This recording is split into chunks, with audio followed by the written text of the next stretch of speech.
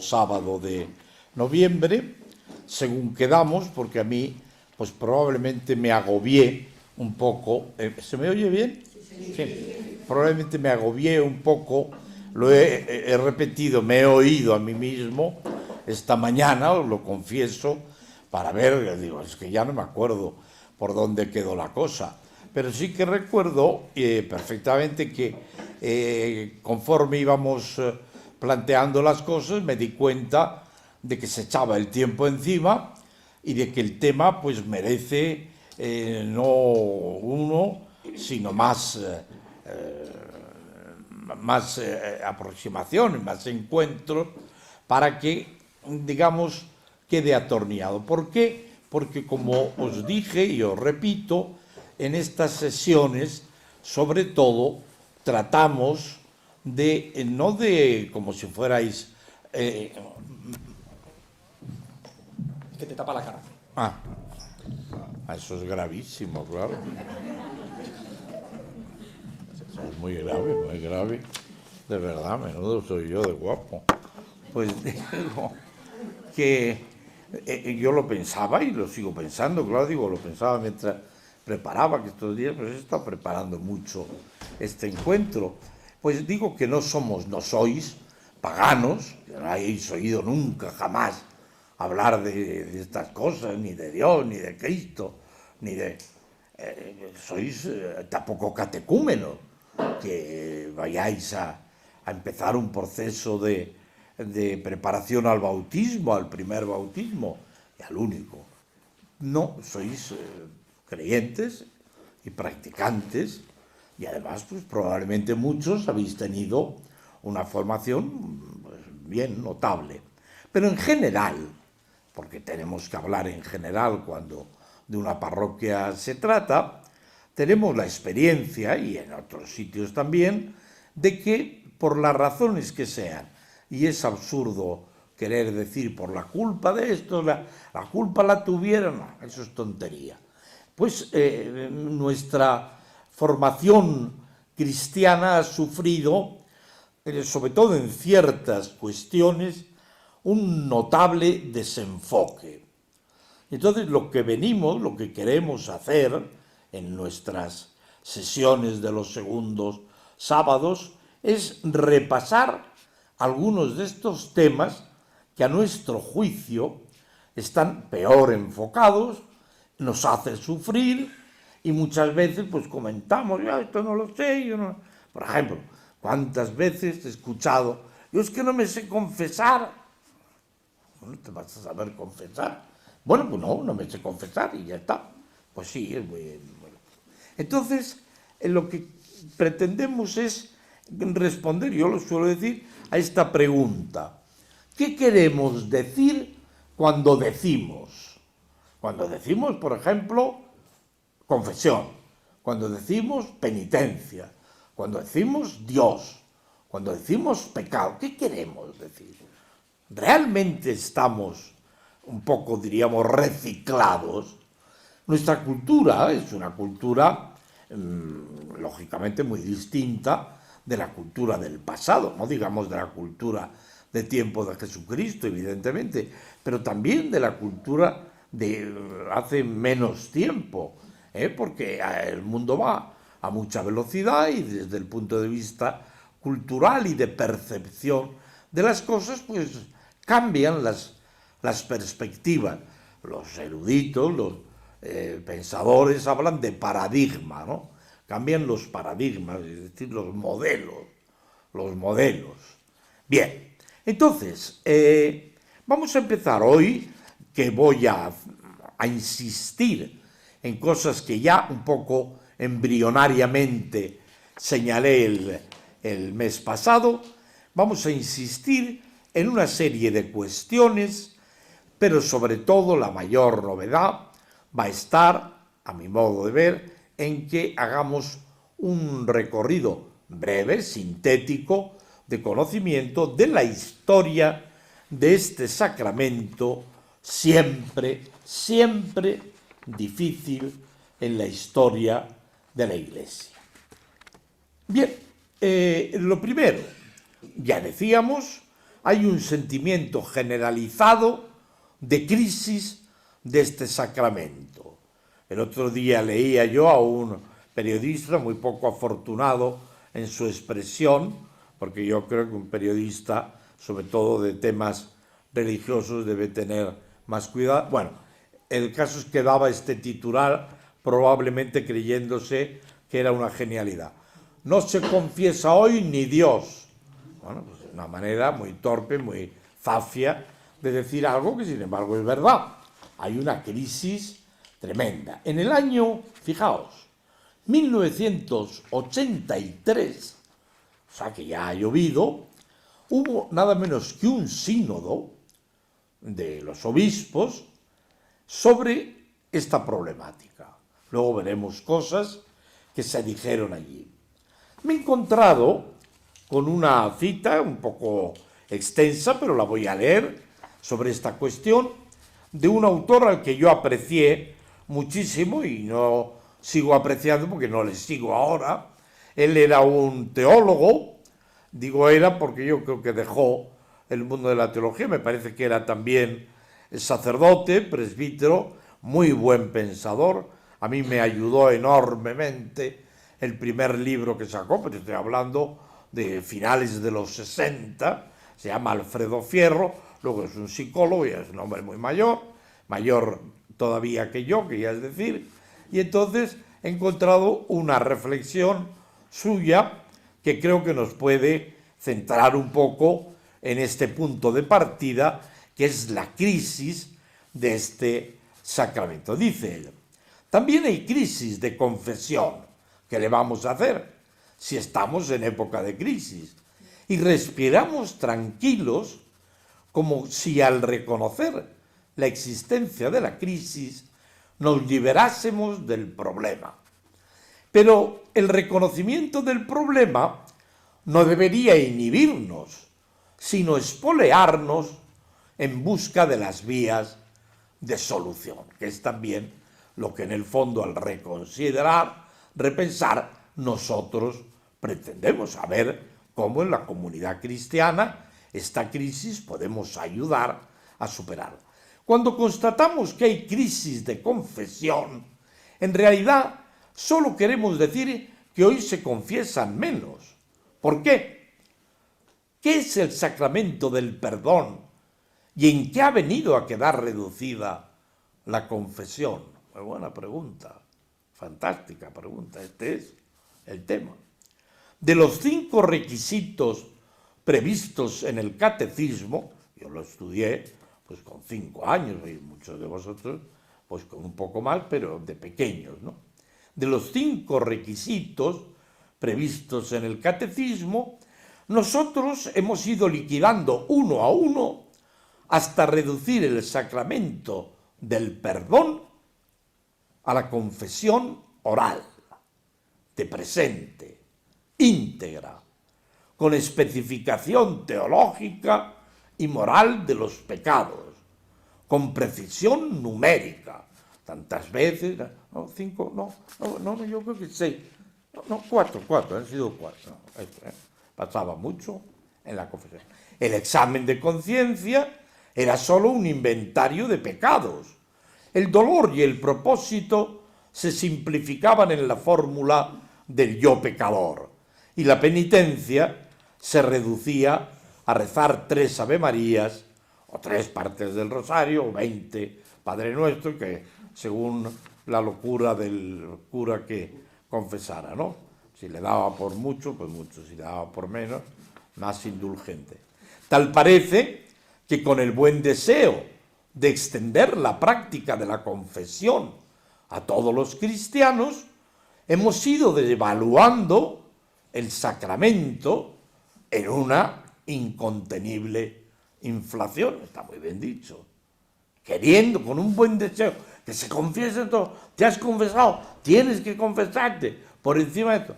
Con ese buen deseo hemos ido devaluando el sacramento, como iremos viendo. Ya el otro día insinuaba, el sacramento no es la confesión es una parte del sacramento, importante, muy importante. Entonces no vienes a decirnos que no importa si no nos confesamos. ¿Cómo voy a decir esto? No se me pasa por la cabeza. ¿Quieres venir a decirnos que nos confesemos más todavía? Tampoco se me pasa por la cabeza. No es ese el problema. Hay que poner el problema en su sitio. Y sigue diciendo Fierro. ¿Quién nos recuerda aquellas filas interminables de los cumplidores, colegiales, obreros de fábrica, soldados, misiones populares? ¿Quién nos recuerda aquellas sentadas hasta las 12 de la noche de la anterior generación de sacerdotes? Si la crisis supone la pérdida del sentido y de la necesidad consciente del perdón, el problema es muy serio, muy serio. Si la crisis supone la pérdida del sentido y de la necesidad consciente del perdón, el problema es muy serio. Pero, ¿y si la crisis solo es una actitud contraria porque no acaba de aceptarse la mecánica del confesionario? En todo caso, es preferible constatar la disminución de las confesiones cuando aumentan las injusticias a escala regional y mundial que comprobar sin asombro que la gente se sigue confesando mucho y el mundo sigue igual de mal, claro. Tenemos que reconocer que el perdón de Dios no es un calmante contra el dolor de los pecados, sino la liberación del pecado para hacernos posible el camino. Vete y no peques más. Recordad lo que os decía el mes pasado, con esa metáfora que se me ocurrió mientras estaba con un poco de insomnio, que es la doble forma de entender, ¿no? La inyección, voy a confesarme porque estoy en pecado, el cura me inyecta una cápsula que es pues como una vacuna o como un remedio express para calmarme, o la otra fórmula, que es la que yo creo que conviene al sacramento, que es la de un tratamiento.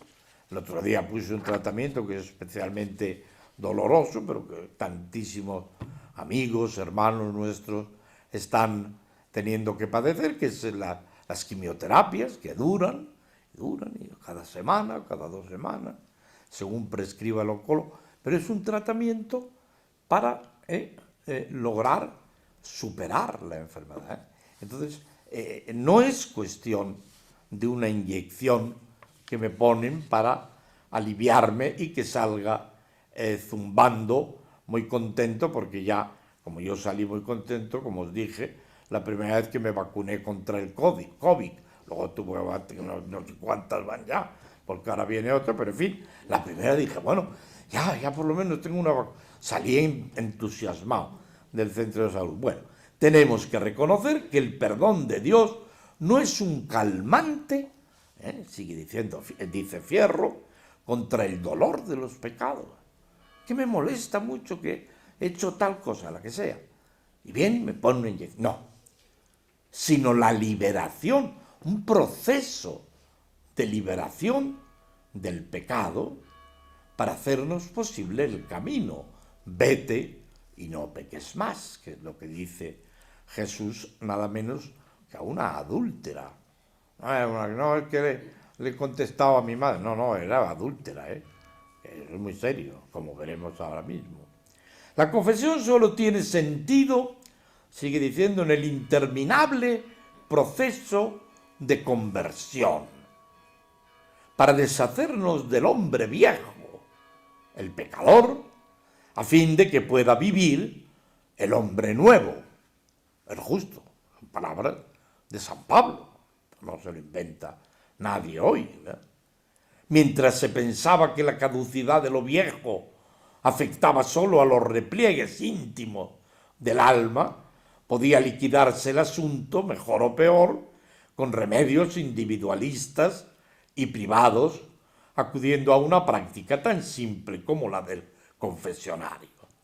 Pero en fin, pero convencido ya, termina él diciendo de que el hombre viejo no está tanto en las conciencias cuanto en las instituciones.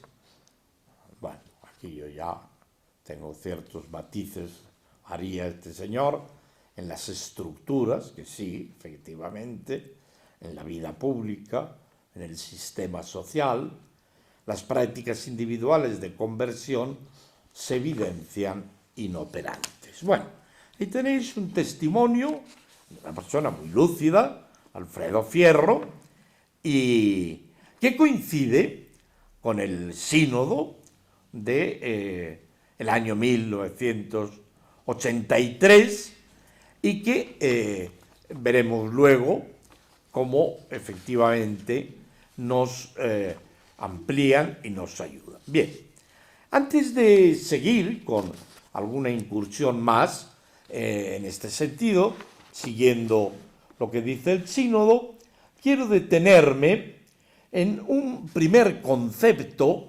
involucrado en este tema que nos ocupa, y es el concepto de sacramento. Sacramento, estamos hablando constantemente del sacramento del matrimonio, sacramento de la Eucaristía, el sacramento en este caso, que se llama de varias formas.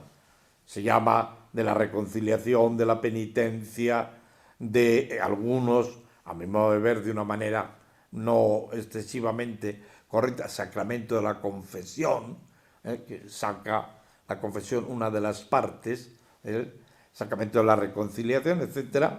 Y a mí me gusta mucho sacramento del perdón. Pero bueno, el sacramento. ¿Qué es un sacramento? Muy rápidamente, ¿no? Este tema es un tema que lleva muchas horas de clase cuando se estudia teología, pero aquí podemos hacer como una almendrita, ¿verdad?, que resuma lo fundamental y sobre todo que quede claro, nos quede claro gráficamente qué es un sacramento. Un sacramento es, en definitiva, una señal, es un signo. Nuestra vida está llena de signos y los más claros son los signos, por ejemplo, de tráfico. Esos son fundamentales. Si no hubiera semáforos, esto sería, con semáforos es bastante caótico el tráfico, fijaos si no hubiera semáforos, choques constantes, etc. ¿Qué es un signo? Un rojo, parar; verde, andar; y ámbar, pues cuidado. Bien, eso es un signo. Y hay muchos más signos en el metro, en cualquier sitio público. Tenemos que tener una flecha en verde, que por ahí se sale. También no podríamos, sin los signos en el metro, pues sería imposible. No sé, vamos, que nos perderíamos. Y así sucesivamente, ¿no?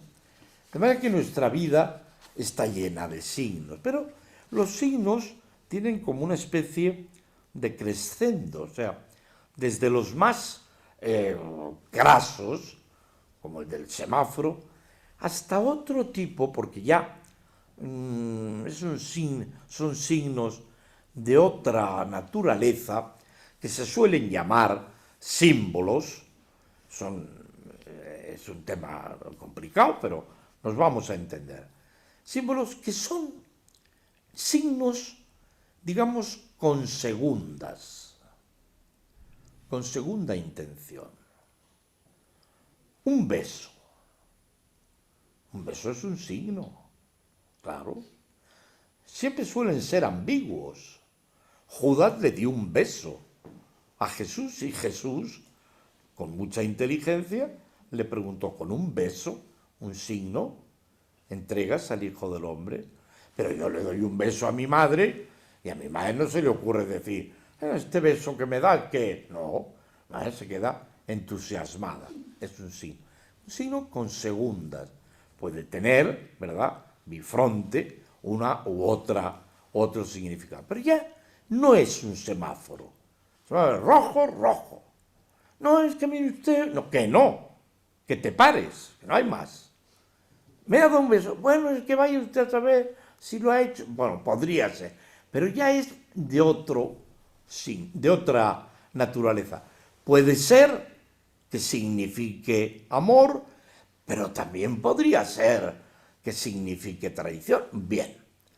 Y ahí seguimos, andando, hasta que llegamos a símbolos en los que se nos abre una puerta a una realidad a la que no tendríamos acceso si no fuera por estos símbolos. Por ejemplo, el amor.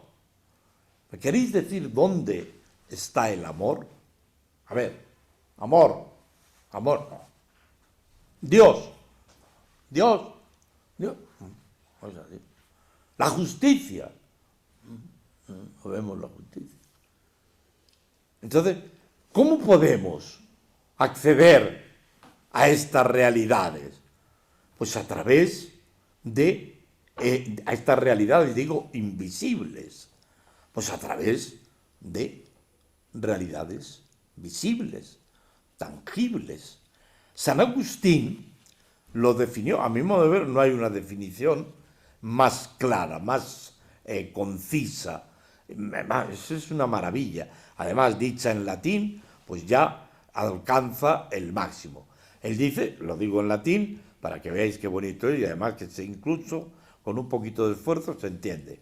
Él dice, invisibilis gratiae visibilis forma. O sea, la forma visible de una realidad invisible. El aniversario de mi esposa, no es el caso porque no la tengo, pero imaginémonos, o vosotros aplicadlo. ¡Oh! Hoy es el aniversario de mamá, de mi mujer, con lo que le gustan las flores, nada. Antes de ir al trabajo, a la floristería, una docena de claveles, de rosas, que voy a su casa, mamá, buenos días. Invisibilis, ¿qué? ¿Qué es lo invisible ahí? El amor de su hijo. Visibilis forma. Los claveles, Tiene la madre, el día de su santo, que preguntarle al hijo, ¿a qué viene esto? ¿Que me traes unas flores? Se quedaría estupefacto. ¿Cómo que a qué viene? No lo pregunta. Al revés piensa, cuánto me ama mi hijo, cuánto me quiere. ¿Por qué? Porque sabe lo que me gustan las rosas y el día de mi cumpleaños, lo que sea, me las ha traído. ¿Está el amor de ese señor? ¿Está en esas flores? Claro que está. ¿Está realmente? Claro que está. Pero sacramentalmente. Ya hablo ya de sacramento, es decir, simbólicamente. Es una desgracia, gracias, Fran, es una desgracia que esto, como es muy complejo, la cuestión de los símbolos, se ha degradado la palabra y el significado. Y entonces, en nuestro imaginario, creemos que símbolo es lo contrario de lo real. Esto es un símbolo. O sea, que no es real. No. El símbolo es tan real como esta mesa, pero símbolo. Nada menos que un símbolo.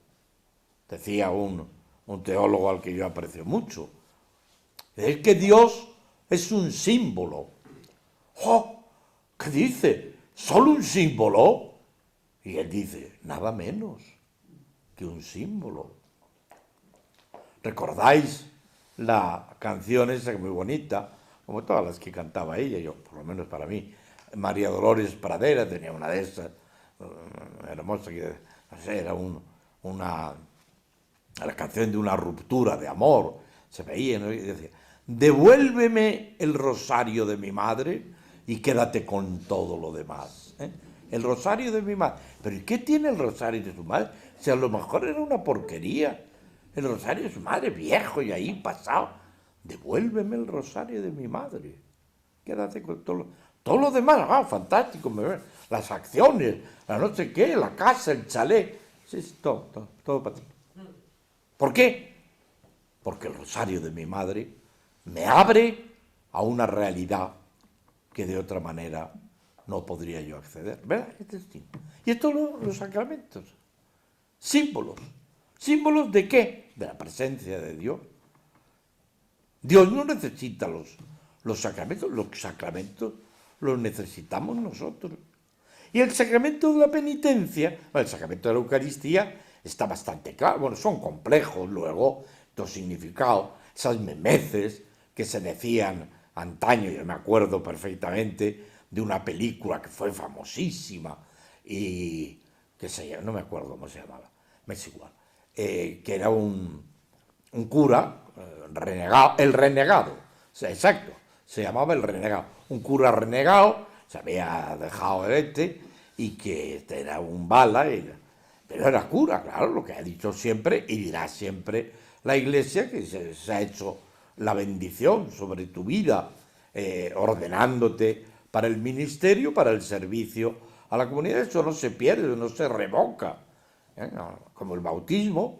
Y no, bautíceme otra vez. Porque no hace ninguna falta, que ya está, que es un signo definitivo, ya está sellado, es como un sello, lo llamaban al bautismo los antiguos. Entonces, en este renegado bendito o maldito, había una escena muy llamativa. Entonces, yo estoy hablando de mi adolescencia, entonces, y era que iba a un bar, o a un restaurante, un bar, y ahí estaban cenando, y llega vino, y el renegado, pues consagra ese vino allí en medio del jolgorio, y decían entonces que claro, es tal el poder que tiene el sacerdote que ese vino queda consagrado. Esto es una estupidez que no tiene ni pies ni cabeza. El renegado, y aunque no sea el renegado, yo voy ahora a Felipe ahí y cojo, trae Felipe unas copitas, que voy a hacer yo una cosa, ya verás qué bonita. Este es mi sangre. Ya está, ya. Eso es ridículo. No tiene ni pies ni cabeza. ¿Por qué? Pues porque el símbolo, el sacramento requiere, como es natural, un contexto. Volvamos a las flores. De verdad, si yo voy con un ramo de flores por la calle, voy hacia casa de mi madre, pero me encuentro con una señora a la que no conozco nadie. Señora, tenga usted este ramo de flores. Usted me diría, usted está loco. Pero las flores son las mismas. O sea, hay algo, ¿verdad?, que acompaña al signo, que lo hace apertura, puerta, que te abre a Jesucristo, en el caso de la Eucaristía, como pan, como vino, como banquete, y que te permite, ¿verdad?, pues acceder a lo que de otra manera no podrías acceder. Hombre, pero no puedo acceder pensándolo. Sí, pero es muy distinto. Claro. Te quiero mucho. Está muy bien. Sí, sí. Es un signo de amor. La palabra tiene un fuerte significado. Pero, diríamos, hay un paso más cuando el símbolo, diríamos, concreta en una realidad que nos abre a la trascendencia, que nos abre a la presencia de Dios. Pues esos son los sacramentos y esto nos puede quedar muy claro para toda la vida. Y el sacramento de la penitencia, pues es un signo y tenemos que ver cómo se puede significar esta realidad. ¿Cuál es la realidad última a la que apunta el signo sacramental de la penitencia? El perdón de Dios. Y entonces la Iglesia, pues, ha recorrido un camino extraordinariamente complejo, difícil, un poco a veces desasosegante. He tirado algo. No, da igual. Pero muy interesante, que es que ha descubierto a lo largo del tiempo las diversas maneras de celebrar esta realidad del perdón de Dios, que es la que hay que significar o la que queremos significar en el sacramento de la penitencia. Os dije el otro día, y vuelvo a repetir porque hay que partir de ahí, que el sacramento, el primer signo de perdón de los pecados, desde el primer momento de la Iglesia, o de los primeros momentos, fue el bautismo. El bautismo. ¿Cuál es el sacramento del perdón de los pecados? El bautismo. Bien. Pero, naturalmente, el que se bautizaba, que renunciaba al hombre viejo, que era una nueva criatura, que era un iluminado, lo llamaban fotismos. Fotismos, como foto, es una palabra griega que la usamos a diario, fotismos, iluminado, hombre lleno de, o mujer llenos de luz. Bueno, pues ese ya había terminado con el pecado. Pero sí, que se lo habían creído. Al poco tiempo empezó la Iglesia a encontrarse con la realidad del pecado en bautizados y no supo qué hacer con el pecado. No sé, ¿qué hacemos? ¿Qué hago con una persona que hemos bautizado, que ha entrado en la comunidad, que se ha despojado de sus vestiduras al entrar en la piscina bautismal, que se ha puesto una túnica blanca, que toda la comunidad ha dado gracias a Dios? ¿Qué hacemos con este tío? Que ahora es un adúltero, que todo el mundo está dando la nota ahí, en todo el mundo le conoce. Mira, tío, cristiano. Se la está pegando a su... Por ejemplo, ¿no? Por poner uno de los grandes pecados que entendió la Iglesia que había. Entonces, pues hay una evolución del tratamiento del pecado a lo largo de los siglos. En primer lugar, en el Nuevo Testamento hay ya una especie de oscilación entre la misericordia y la excomunión. Ya en el Nuevo Testamento, me parece que es 2 Corintios, donde está el caso de un incestuoso, un tipo que practicaba el incesto. San Pablo se pone como un basilisco diciendo que eso no se puede tolerar en una comunidad cristiana. Vamos a tolerar. Vamos a ver, no nos extrañe lo de la excomunión, no nos extrañe, digo, esta excomunión ya entonces, al principio, y las que a este le han excomulgado. Oh, a ver, ¿qué? Hombre, ¿cómo le excomulgan? Bueno, pues según. Vayamos a los dichosos, y Dios les ampare, partidos políticos. Supongamos que en el partido político X, no hay mucha imaginación que tener, porque está a la orden del día, se descubre que hay 2 corruptos. Y se demuestra. ¿Qué hace el partido? Echarlos. Como trascienda a la prensa y fuera. Nosotros no queremos. Nosotros, corruptos, ni hablar. Fuera del partido. Bueno, pues algo de eso le pasa a la Iglesia. Un incestuoso en la comunidad, ni hablar, fuera. Excomulgado.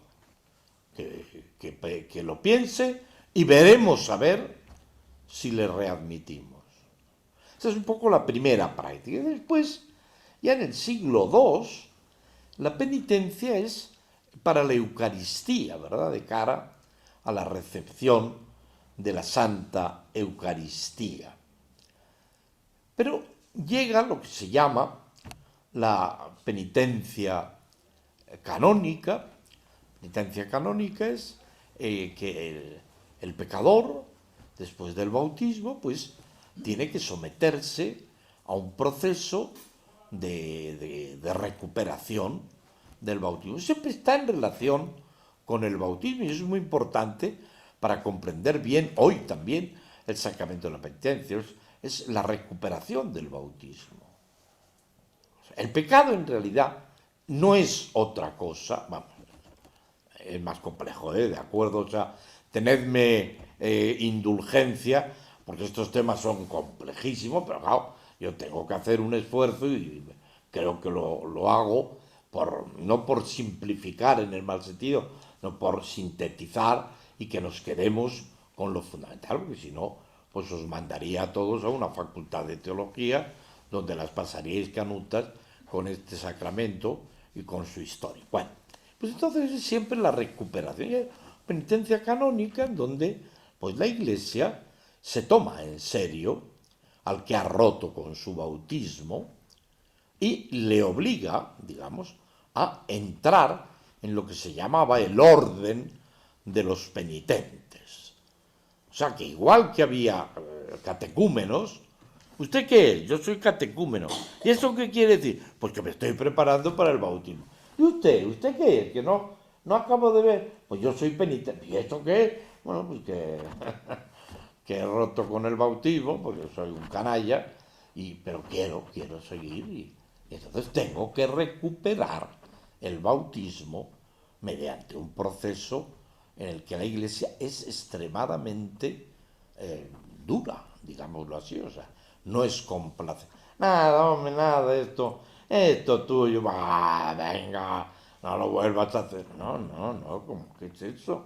Usted ha roto el bautismo, si usted quiere volver a recuperar lo que es el bautismo, tiene que tomarse en serio. Es una penitencia que dura mucho tiempo, que está pues, con fuertes, digamos, sanciones. Eso no se somete a ella gran parte de la gente y es lo que empieza a pasar en la historia, que no somos tontos los seres humanos. ¿Y qué pasa? Joder, yo penitente ahora, tengo 40 años, entonces la gente vivía menos, me meten aquí en lo de los penitentes y solo me reconcilian al final. Bueno, pues ¿qué voy a hacer? Pues ya está, me voy. Ay, si te mueres, pues cuando me vaya a morir vengo. Y pido árnica, por favor, que es que claro, para mí si no has hecho nada, ¿no? Entonces, ¿qué pasa? Eso se va generalizando. Esas trampas, ¿verdad? Creo que eso es el ser humano.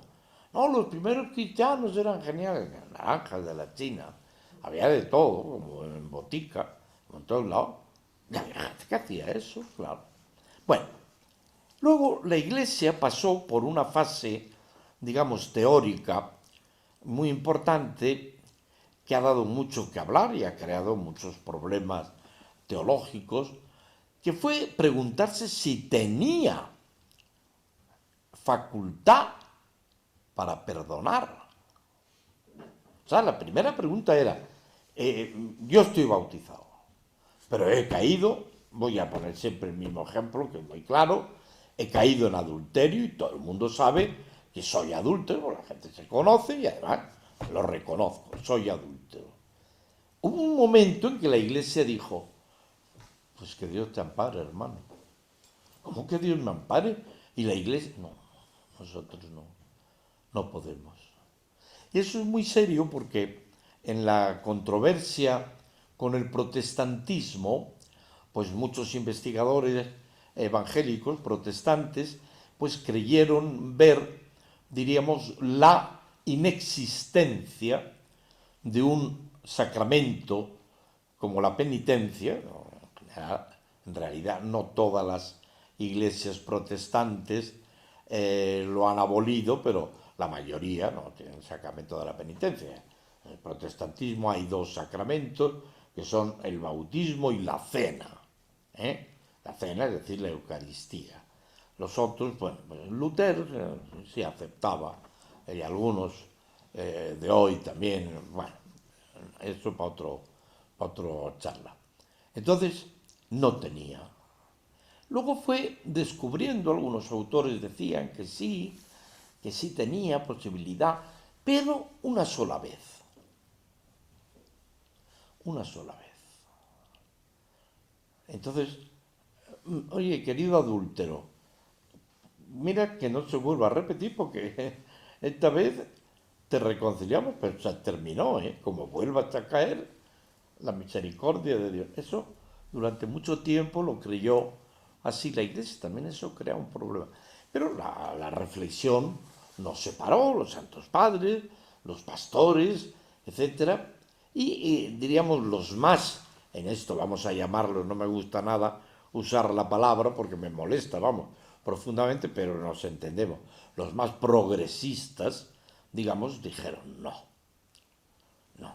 el Evangelio es perdón, el Evangelio es misericordia, la Iglesia es depositaria de este poder, digámoslo así, entre comillas, de esta facultad menos fuerte de perdonar y tiene que ejercerla. Bueno, y así pues va pasando el tiempo con altibajos, de otra manera, y entonces llega un momento en que parece ser que es en Irlanda donde existía otra forma de celebración del sacramento del perdón que era más personal, más individual. Y los monjes de Irlanda la exportan al continente, entonces empieza a haber una práctica penitencial, para entendernos, pero muy lejos, más parecido a lo nuestro. Es decir, el penitente acude al pastor, al monje, le presenta sus pecados, pero atención, el monje o el confesor, vamos a llamarle así, no le dice, bien, ¿lo has dicho todo? Sí. Pues venga, reza 3 Ave Marías y yo te absuelvo. Yo te absuelvo los pecados, los padres. No. Le decía, bueno, querido amigo o querido hermano, has pecado. Esto es serio. Vete a hacer penitencia. Y cuando hagas penitencia, vuelves y te hago el signo de la absolución, de la reconciliación. El orden es importantísimo esto, ¿eh? El orden no es confesión, absolución, y luego venga a vivir bien, ¿eh? Que no te vuelva yo a ver. No. ¿Eh? Confesión, penitencia y absolución. ¿Qué pasa? Otra vez lo mismo. Pues están siempre los listos y los perezosos que no vuelven. Hacen penitencia o no, bueno, pues según les da Dios a entender, y no vuelven. ¿Qué va a pasar? Porque la Iglesia va reaccionando poco a poco, esto no se puede tolerar. Entonces ella dice, venga, vamos a absolver, por lo menos. Y entonces ya ahí, como veis, ahí ya, si yo estoy siendo capaz de explicar, aunque sea de esta manera tan telegráfica, ya veis que hay unos movimientos que le dejan a uno un tanto perplejo. ¿Por qué? No porque la Iglesia pase de un rigorismo que era insoportable. No se podía soportar. La gente odiaba la penitencia esa canónica y por eso no queríamos. Era un rigorismo tremendo. Sino era un rigorismo, pero que pasaba a una especie de laxitud que tampoco pues era conveniente. Entonces ahí vive la Iglesia tiempo, mucho tiempo, y mientras tanto pues sucede un acontecimiento que en esta historia, tan como veis, es fascinante. Porque entonces, sí, claro, se hace pormenorizadamente, pues estamos un año con eso, que es lo que se hace en las facultades, en un año, por lo menos un semestre, ¿no? Empieza a haber una forma penitencial que, que llama mucho la atención y que la Iglesia la pone porque se da cuenta, empieza a darse cuenta de que no es lo mismo adulterar que mandarle a la porra a tu madre. Las dos cosas están mal, pero no es lo mismo. No hace falta ser ningún genio ni estudiar en una universidad especial para que no es lo mismo. No es lo mismo que mates a tu vecino, que le pongas un día una zancadilla o, no sé, le cortes la luz haciéndole la puñeta. No es lo mismo. Son cosas muy distintas. Entonces, claro, dice, pues la penitencia tiene que ser proporcional. Y entonces empieza a haber un sistema que se ha llamado, se conoce, lo oiréis si oís hablar de estas cosas, la penitencia tarifada. Cuando yo lo oí por primera vez me dio entre risa y pena, ¿no? Pero es así, así fue. ¿Qué era la penitencia tarifada? Pues era una cosa muy lógica. El confesor escuchaba al penitente y según fuera el pecado le ponía una tarifa no monetaria, que también podía ser, una tarifa, una penitencia. Entonces, tú has adulterado, te vas a enterar de qué penitencia te pongo, de qué tarifa te pongo. Todo esto ha ocurrido en la evolución del sacramento de la penitencia.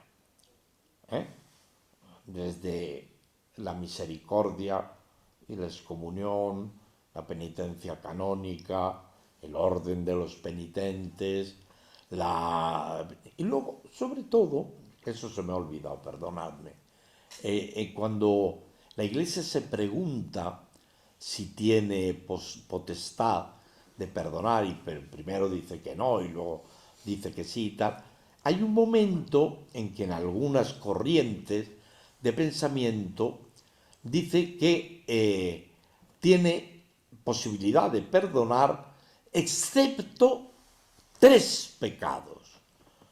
Crimina mayora, o sea, los crímenes, pecados mayores, que son el adulterio, la apostasía y el crimen.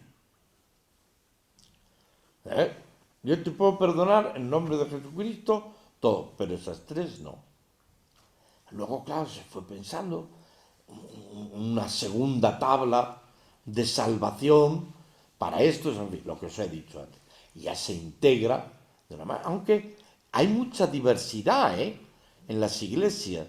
Cuando penséis en estas cosas y en el pasado, no, por favor, no penséis nunca que la iglesia era como es hoy. La iglesia fue muy distinta, tremendamente distinta. La iglesia se va unificando y va llegando a ser una iglesia, digamos, única en este sentido ya en el siglo XVI, a partir sobre todo de la reforma que hace Trento y que va a afectar muy seriamente, por cierto, al sacramento de la penitencia, ¿verdad? Pero y sobre todo digo esto muy al comienzo. Iglesias paulinas, iglesias coptas, iglesias mesopotámicas, iglesias de no sé qué, las iglesias herederas de Santiago, el hermano del Señor, de la iglesia de Jerusalén, que esa, la pobre se está estudiando más hoy, pero esa siguió. La pobre se la comieron luego. Las iglesias paulinas, sobre todo, se impusieron de una manera tremenda, pero tuvieron muchos adversarios, ¿no? Y luego ya más adelante, pues es la iglesia visigótica, que si la iglesia, bueno, no me sale ahora, luego las herejías, la iglesia arriana. La iglesia arriana tuvo un éxito perdonadme la palabra, éxito espectacular. Porque Arrio, pues no fue ningún imbécil. Arrio, no, oiga usted, tome en serio. Arrio, porque no dijo ninguna tontería. Y todos llevamos dentro un arriano, al que hay que combatir cuidadosamente con la doctrina de la Iglesia, bien matizada y bien entendida. O sea, Arrio no decía tontería cuando negaba lo que nosotros llamamos la divinidad de Jesucristo. Es que afirmar la divinidad de Jesucristo hay que hacerlo con mucho rigor, muy en consonancia con la Iglesia, pero no despreciando las iglesias arrianas. O sea que la Iglesia era muy plural, muy plural. A partir de Trento, la Iglesia católica, porque ya tiene enfrente las otras, se unifica más. Y cuanto a la penitencia, que es lo que nos interesa, ahora yo voy a destacar, no digo que el Concilio de Trento lo hiciera mal, ni esas tonterías, ya lo dije el otro día, que dice mucha gente, esto es tridentino, porque no, tridentino, como si el Concilio de Trento hubiera sido una memé. No, el Concilio de Trento fue un gran concilio con sus problemas, naturalmente en un momento de dificultad asombrosa de la Iglesia, y bien, bueno, salió adelante, pero claro, no fue todo positivo. Y sobre todo, lo que hay cuando se dicen esas memeces de que si tridentino, que no sé qué, hay que pensar que el problema no está muchas veces en Trento, sino está en interpretaciones posteriores que llegan a nuestros días de cosas que no ha dicho Trento, o que las ha dicho de otra manera. Pero lo que más me interesa resaltar, porque vamos mal, claro, de tiempo, como es lógico, lo que más me interesa resaltar es lo que a mí me parece más negativo del enfoque de Trento sobre la penitencia. Es un aspecto, O sea, que quiero decir que nadie crea que estoy dando una clase sobre el Concilio de Trento, ni estoy capacitado, porque no soy historiador, ni nada, pero, hombre, algunas cosas uno sabe y ha asimilado, ¿no?, en el tiempo de estudio. El problema, a mi modo de ver, es lo que llamaríamos el modelo. ¿Qué modelo? ¿Qué metáfora, diríamos, implanta Trento sobre el sacramento de la penitencia? Implanta la metáfora o el modelo judicial. El pecador y el pecado es pues como un delito religioso, si se quiere, a ver si me da tiempo a hablar más de esto hoy, pero es como un delito. Y entonces, ¿qué tiene que hacer el delincuente, es decir, el pecador? Someterse a la justicia divina, que está concentrada en la Iglesia, pero fundamentalmente en la Iglesia ministerial, no en la Iglesia comunidad, no, sino sobre todo en la Iglesia ministerial, donde Jesús, dicen, ha depositado el poder de perdonar los pecados, con una exégesis, una interpretación más que discutible de el Evangelio, pero eso ya es otro tema también que se las trae. Pero bueno, ¿y cuál es la Iglesia ministerial? El sacerdote, el obispo, por supuesto, el sacerdote, no el diácono. El pobre diácono está para otras cosas, pero el sacerdote sí. ¿Y qué tiene que hacer el sacerdote? Pues obrar como un juez. ¿Y cómo obra un juez? Pues enterándose de la causa. Buenos días, soy pecador o lo que sea. A ver, dígame, he hecho esto. ¿Cuántas veces? ¿Cómo que cuántas veces? ¿Que cuántas veces lo ha hecho? Bueno, sí, 3 o 4. he hecho esto otro. ¿Con quién? ¿Cómo? ¿Que con quién lo ha hecho usted? Y esto otro. Y así suena. ¿Por qué? Porque el juez tiene que saber la causa. Si no conoce la causa, ¿cómo va a sentenciar? Y entonces, al final de una confesión pormenorizada, como nos decía Fierro, pormenorizada, y eso, entonces venía la sentencia.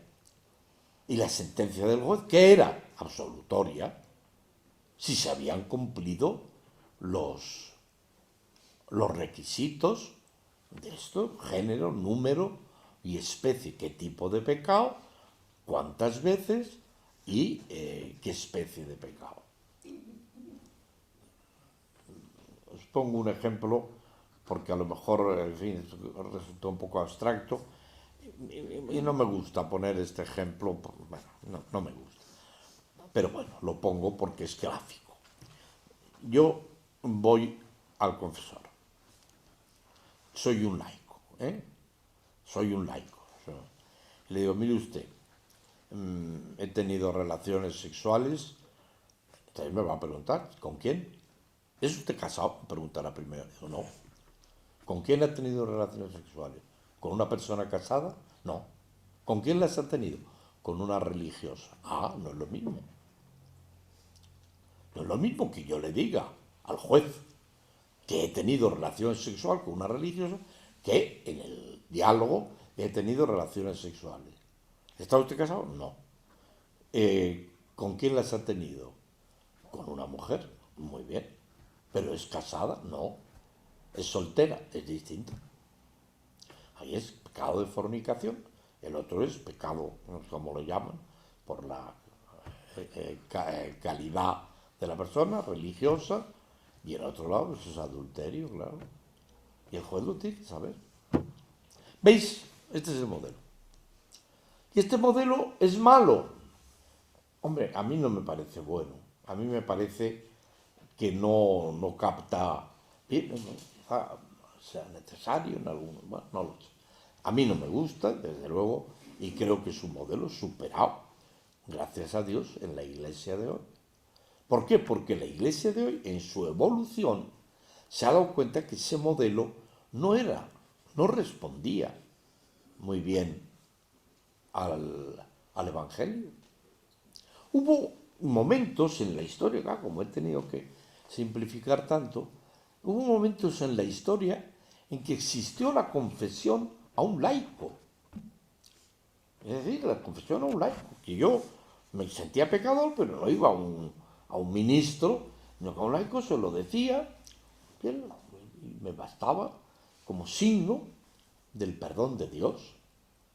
Y hay otros momentos en los que el ministro ni me pregunta, ni esto, ni pone penitencia, ni historias de esas, sino que me dice lo que Jesús, vete y no peques más. Y ya está. O sea que ha habido de todo, ¿no?, en la iglesia.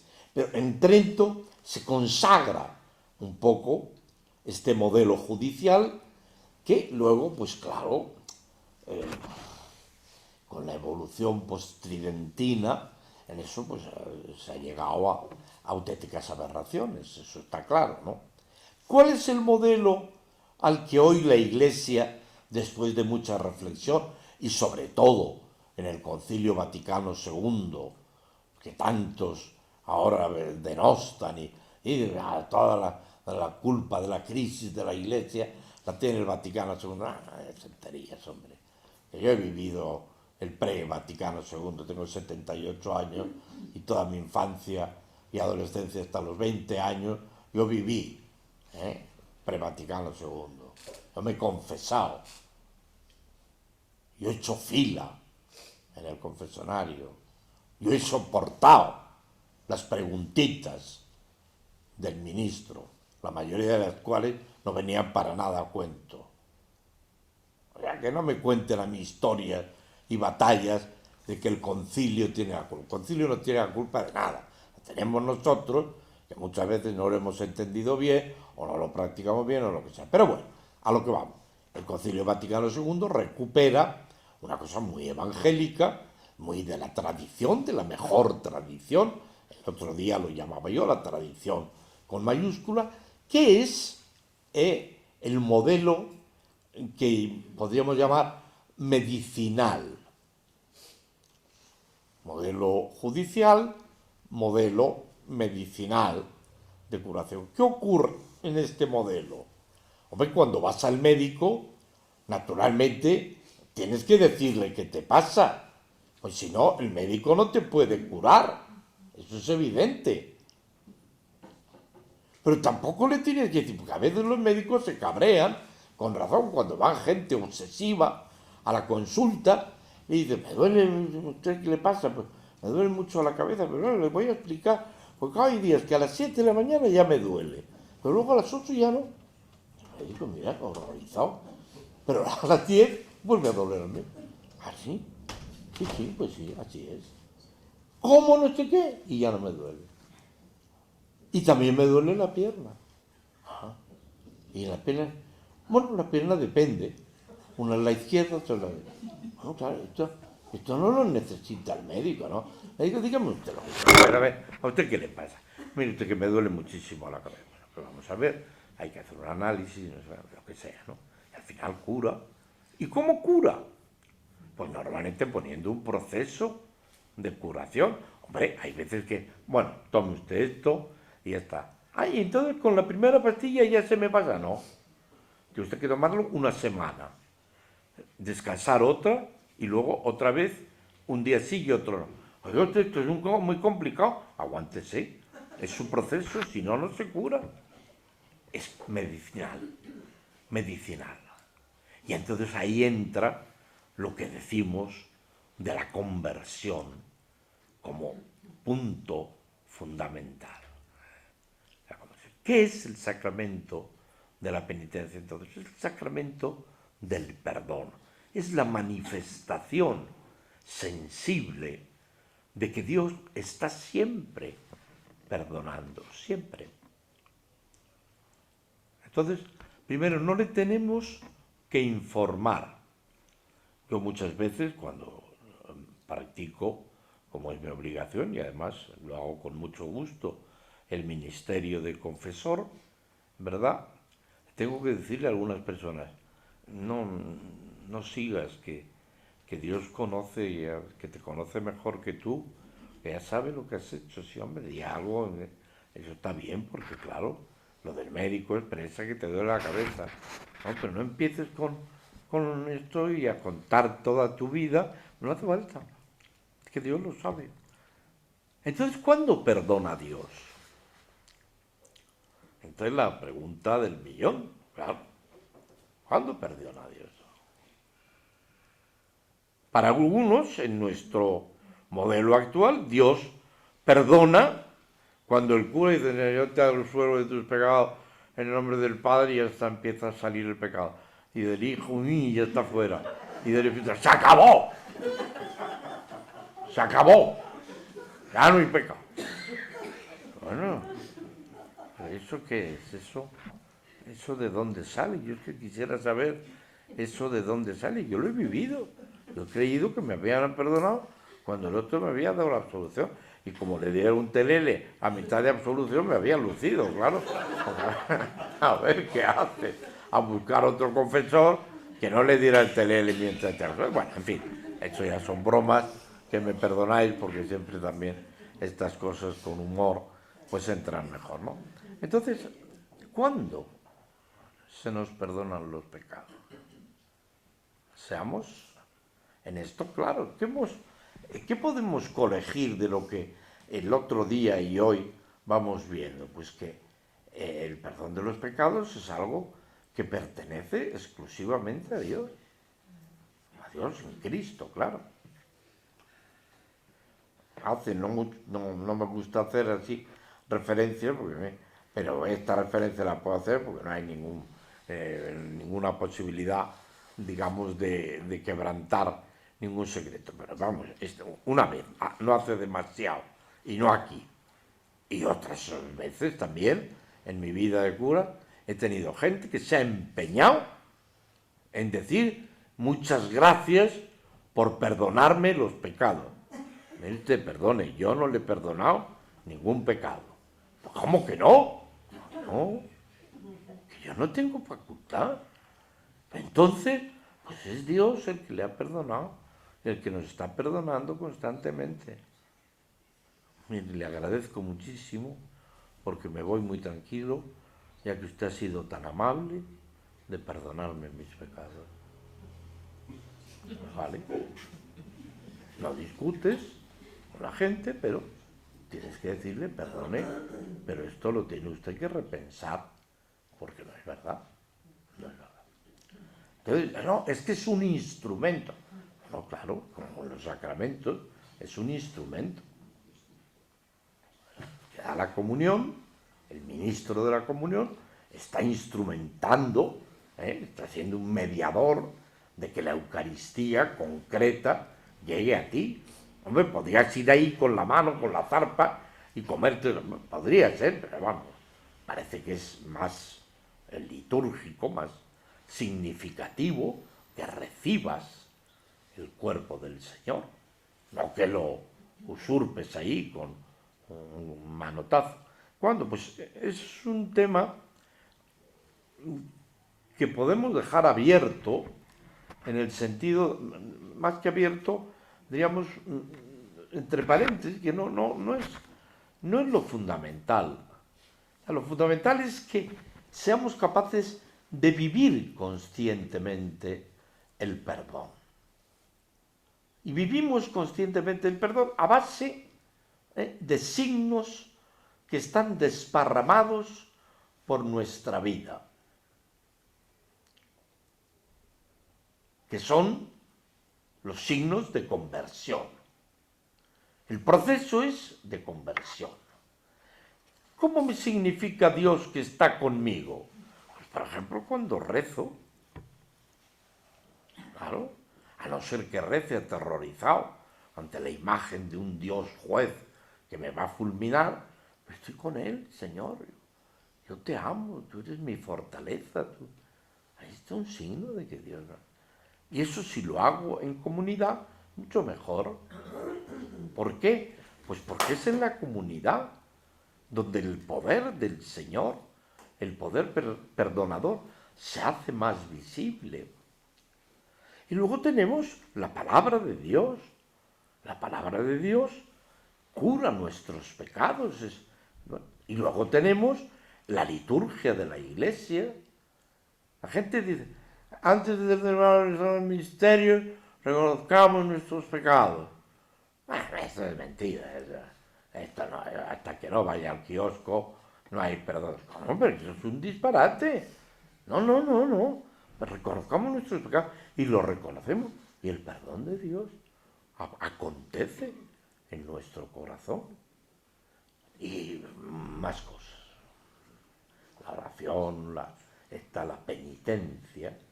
La penitencia es una palabra que viene, como sabéis, del latín y es soportar una pena, una carga, penitencia. La penitencia, por eso el sacramento de la penitencia no está mal, pero a mí me gusta más el sacramento del perdón. Pero bueno, el signo del perdón de Dios. La penitencia es el esfuerzo que hacemos para acoger el perdón de Dios y para reconciliarnos en el seno de la Iglesia. No es una cuestión individual la que está en juego entre Dios y yo. Los que creen que es una cuestión individual entre Dios y Él, que ahí los hay. Hay muchísima gente que me ha dicho, eso yo me confieso con Dios. Muy bien, estupendo. Pero los que no creemos que eso sea, digamos, solución ninguna, porque eso más bien es una especie de trampa que nos tendemos a nosotros mismos para no salir de nosotros mismos. ¿Pero dónde está Dios? Ese Dios con el que te confiesas tú tan ricamente, ¿dónde está? ¿Dónde? ¿Y qué te dice? ¿Qué te dice ese Dios? ¿Cómo te lo dice? ¿Tú qué sabes si te perdona o no? No tienen ningún signo. O sea que, ojo, porque aquí los católicos estamos en lo cierto. Y los protestantes se equivocan bastante. No del todo, pero bastante. No, no, no, no. La Iglesia. No es una cuestión individual. No es cuestión que yo me voy al cura y además procuro elegir el cura que más me gusta. Eso es legítimo, en principio. No lo era tanto cuando en mi tiempo, perdonadme, a lo mejor os hace mucha gracia, pero es verdad, yo lo he vivido. ¿Te has confesado? Sí, no, no, no, yo con eso que vas tú. No, ¿por qué? Pues, no, me da miedo, me da miedo. Entonces, ¿tú con quién te confiesas? Pues con este. ¿Y qué? ¿Y qué? Pues que es sordo. Es sordo. Y como es sordo, pues mira qué bien, ¿no? Fantástico. Entonces, ¿para qué te confiesas? Si es un sordo, pues es inútil, ¿no? Bueno, es como voy a un médico que es sordo. Oiga, doctor, ¿no? ¿Qué es? Sí. Dentista. No. Eso puede, es ridículo. Bueno, pues eso. Es decir, es una cuestión de varios elementos. Y toda la confesión, ¿qué hace? Pues la confesión culmina un proceso cuando es necesaria. Es necesaria, desde luego, clarísimamente en el proceso de conversión, cuando has roto con el bautismo. Ahí no hay tutía. No queremos adúlteros en la iglesia. Que no los queremos. Que no queremos corruptos. Que eres un sinvergüenza y nos estás haciendo polvo a los cristianos. Vete, haz penitencia, reza, conviértete y confiésalo a la iglesia. Para que la iglesia te reconcilie, te diga, vuelve a la comunión eclesial. Ahí está clarísimamente, digamos, prescrita la confesión del pecado. ¿Solo? Hombre, yo creo que no. Yo creo que la confesión es buena siempre cuando responde a un proceso de conversión en el cual se ha hecho penitencia y se quiere significar el signo, el símbolo en el abrazo eclesial. Pero es una cuestión, diríamos, personal, individual, individual. Eso y además y a los demás que les vayan dando. A mí, que este pecador, el de Allah, bueno, pues él sabrá que no se confiesa nunca, menudo, tío. No, hombre, esto no es. Entonces, en esas estamos cuando tratamos de encontrar la respuesta a cuando... Sí, nada, tranquilidad total. Cuando tratamos de responder a esta pregunta de ¿cuándo perdona Dios? Dios perdona siempre. Y lo otro que es, pues, nuestra respuesta, nuestra celebración del perdón.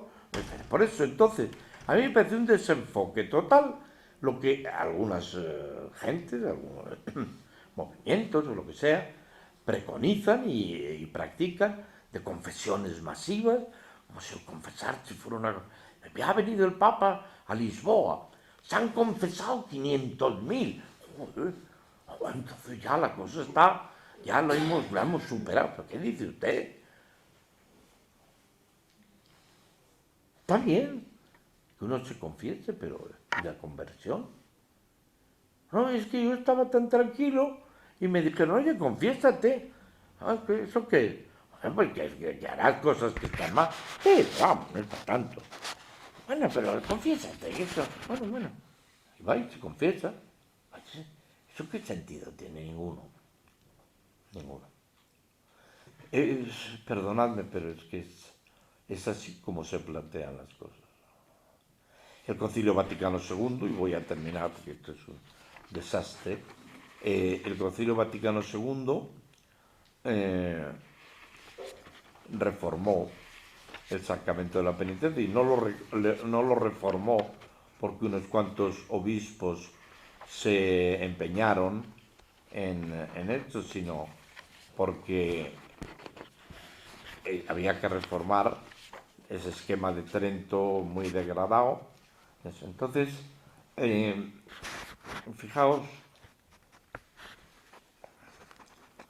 que se me ha pasado una cosa aquí que quería, para deciros esta del Concilio Vaticano II. Bueno, una cosa que me interesa especialmente. Primero, el catecismo de la Iglesia Católica lo tenéis en los números 1428, bueno, lo encontráis en los sacramentos. Hay una cosa aquí que he encontrado en un autor que es muy sabio y me gusta, que nos habla de lo que dice el catecismo de la Iglesia Católica. La última etapa o entrega oficial sobre la penitencia, después del Vaticano II, la ha constituido el Catecismo de la Iglesia Católica. Los aspectos que sobre el tema de la penitencia consideramos más positivos, son la variedad complementaria de nombres con que se califica el sacramento: curación, conversión, ya os lo he dicho, penitencia, confesión, perdón, reconciliación, superando así el reduccionismo de sacramento de la confesión. ¿Está mal el sacramento de la confesión? No, no es adecuado, porque no es verdad. Es que son mucho más ricos las otras formas. Bien, la centralidad y principalidad que se le reconoce a la conversión. Catecismo de la Iglesia Católica. No, es que estos curas ahora dicen lo que les da la... Que no, que está en el catecismo, en la de la conversión o penitencia interior del sujeto. El reconocimiento y valoración de la variedad de formas penitenciales de la vida cristiana. Lo acabo de decir. Orar al principio de la misa. Cordero de Dios, que quitas el pecado del mundo. Que quita el pecado del mundo. No, hombre, eso es una manera de hablar. No. Que quita el pecado del mundo. Bueno, la variedad de formas. La explicitación de la dimensión eclesial, eclesiológica, dice el autor, del sacramento, claro. Una cosa que acontece en la Iglesia. Yo no soy un individuo que anda por ahí suelto y que un día me entra la ventolera de que soy muy malo y me cojo a un cura por banda y le doy la mañana contándole toda mi vida. No, eso no es. Y luego ya no vuelvo. Eso no es. Eclesiológica del sacramento. Desde la interpretación actual de los términos atar y desatar, que hemos oído muchas veces, que haces en el Dios será desatado, atado, lo que desates, es sobre todo, se refiere al bautismo, en Juan por lo menos, ¿verdad? Reconociendo que el encuentro del pecador con la Iglesia constituye la estructura del sacramento. Esa es la estructura, el encuentro del pecador con la Iglesia, pero que no solo acontece en la confesión, que acontece cuando estás con tus hermanos pidiendo perdón, orando, yendo a vísperas, que buena falta nos hace, que viene todavía muy poca gente, etcétera, etcétera. Barro para casa, ¿eh? De manera que, dice, por el pecado, constituye la estructura. Por lo demás, el catecismo no aporta nada de especial, ni respecto a los actos del penitente, ni respecto a las formas de celebración del sacramento, ni en relación con el valor de las formas cotidianas de penitencia. No se comprende bien que se vuelva a recuperar ni necesariamente la distinción entre atrición y contrición. Bueno, que el catecismo está bien, pero vamos, no es ninguna genialidad. Bueno, y luego pues ya sabéis que el Vaticano II hizo una reforma del sacramento y distinguió tres modelos, tres modos de reconciliar a los penitentes. La primera fórmula A, es la confesión individual. la de toda la vida, pero ahora me vais a escuchar que no es la de toda la vida. No es lo que dice el concilio. La fórmula B, que es una celebración comunitaria del perdón con confesión individual. Entonces, lo que hacemos aquí, se hace en muchos lados, la confesión individual en el seno de una celebración donde la palabra nos invita, en fin. Bueno. Y una tercera fórmula, muy novedosa, era que la absolución general, sin confesión inmediata, en la que se decía al penitente que sintiera su conciencia gravada por pecados mortales, que se llaman, ¿verdad? Mortal. Yo los llamo de ruptura, con el bautismo, de ruptura.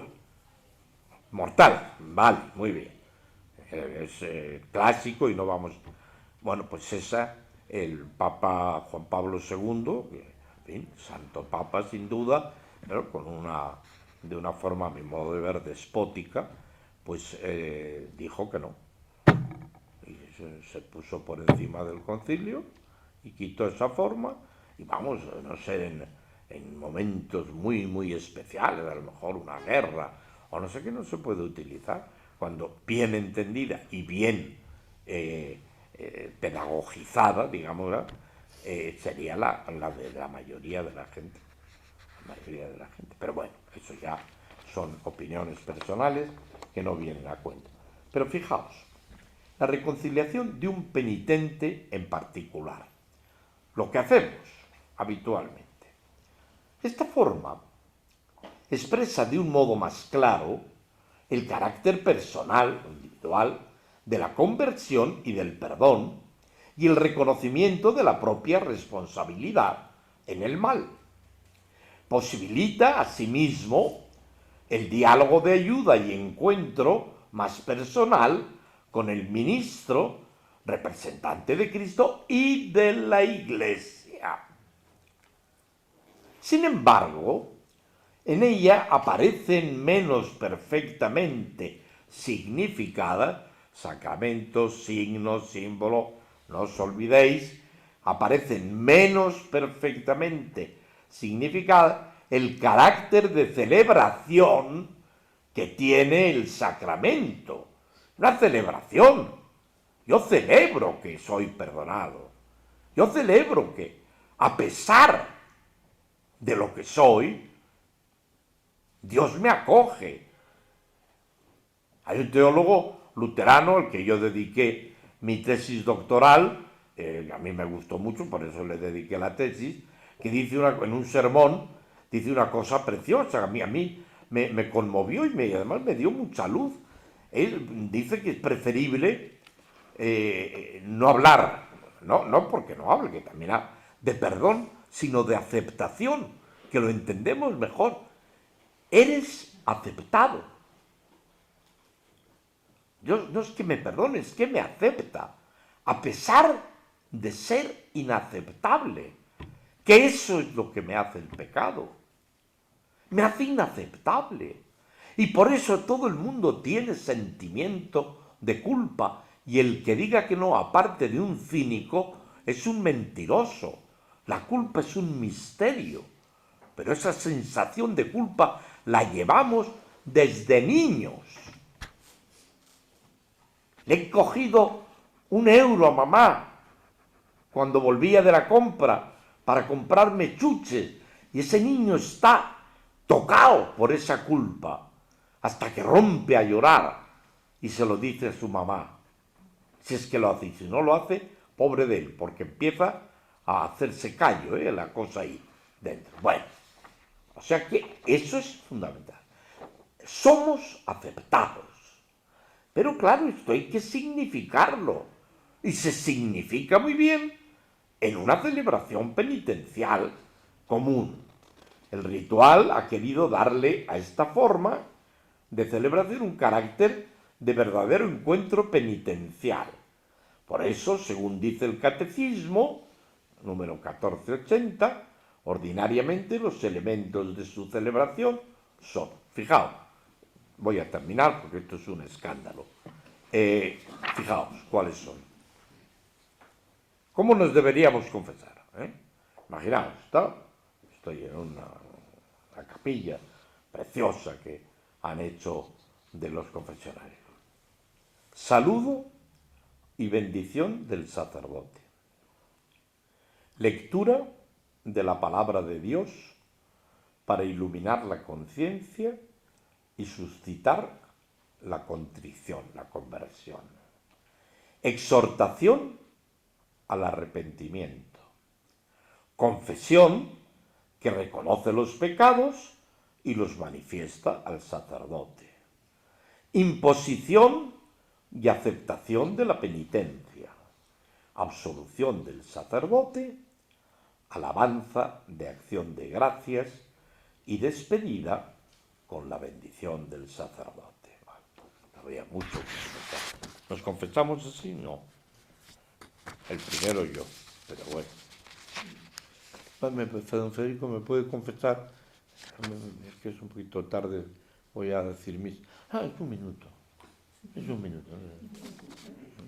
Pasa. Pues nada, como le decía, que me quiero confesar porque llevo ya 4 o 5 días sin... A ver, oye, un minuto y te suelta una retaíla de cosas que no quieres mirar el reloj, pero bueno, que al final, ¿qué pasa? Pues que, bueno, pues nada, bien, a ver, que Dios es bueno, que nos perdona, que no te preocupes y que, bueno, que reces, que reces en el Padre nuestro, yo te absuelvo tus pecados.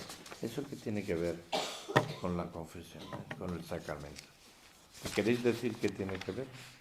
Yo sí, os lo digo, nada. Eso no tiene nada que ver con el sacramento de la penitencia, pero no con el que me imagino yo, sino con el que dice la Iglesia y lo dice en su catecismo.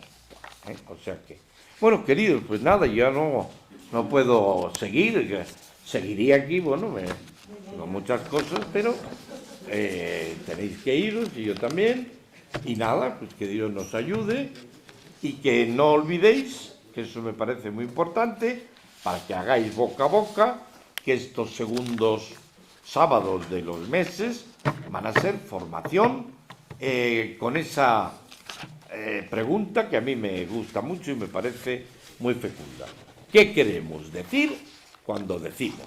Si he sido capaz de clarificar algunas cosas entre el otro día y hoy, me alegraré. Si no, pues me llamáis al orden y a lo mejor pues en otro momento hay que seguir. Muchas gracias.